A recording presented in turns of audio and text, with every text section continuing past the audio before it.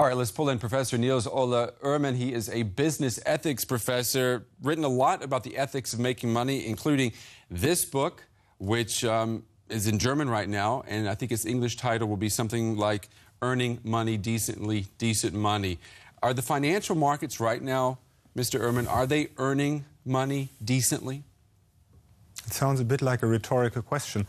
I think they don't, but the interesting question is, why don't they, and how do you change that? And who changes that? The markets themselves? Can they do it? The invisible hands?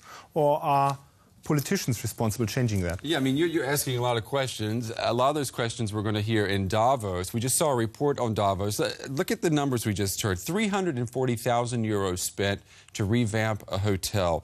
1,600 euros for a ham there on the menu in Davos. When you hear those numbers, you get the impression that these business leaders haven't really understood that we are coming out of one of the biggest recessions in history. First of all, I would ask who pays the ham and the revamping of the hotel rooms. If the answer is the taxpayer, then I would have very big question marks if that is a good thing.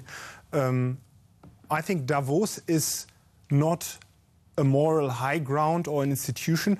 It's a village, and a village is good, bad, happy, sad.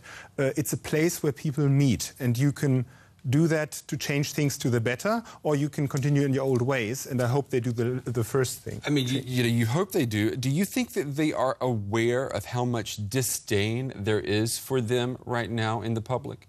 I think they are, but when they give themselves the motto of the conference, rethink, rebuild, redesign, and every of the three words, the re. If you have a redesign, you also have to have an original design in your head. And if they themselves don't realize that, I hope the politicians and scientists and whoever is invited reminds them of that, and that's a good thing. Maybe we can get some insight into what they are thinking. We want to show our viewers here a graphic, a quote actually, what was said last week by Alexander Debelius. He is the head of Goldman Sachs here in Germany. He was quoted as saying, banks, especially private and listed financial institutes, don't have any obligation to promote common good, common welfare.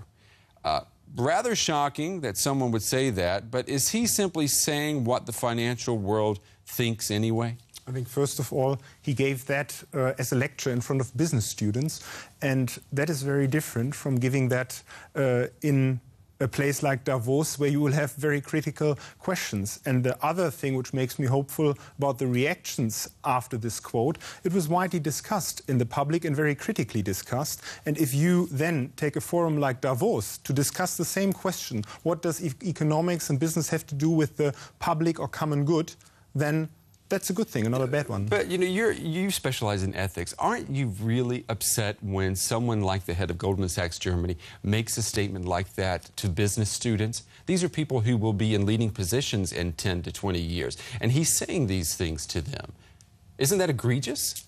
Sure it is, but it depends what sort of view you have about human beings. And people are people. The question is, how do you build frameworks that they can earn decent money or money decently? And it's not, it doesn't help much to say this is immoral behavior, whatever you may call that. The question is, how do you create a durable framework that you learn, show that you learn from the financial crisis, and that hasn't taken place yet. All right, Mr. Oermann, we could talk for hours about this. A great topic. Thank you very much for coming in to talk with us today. Thank you.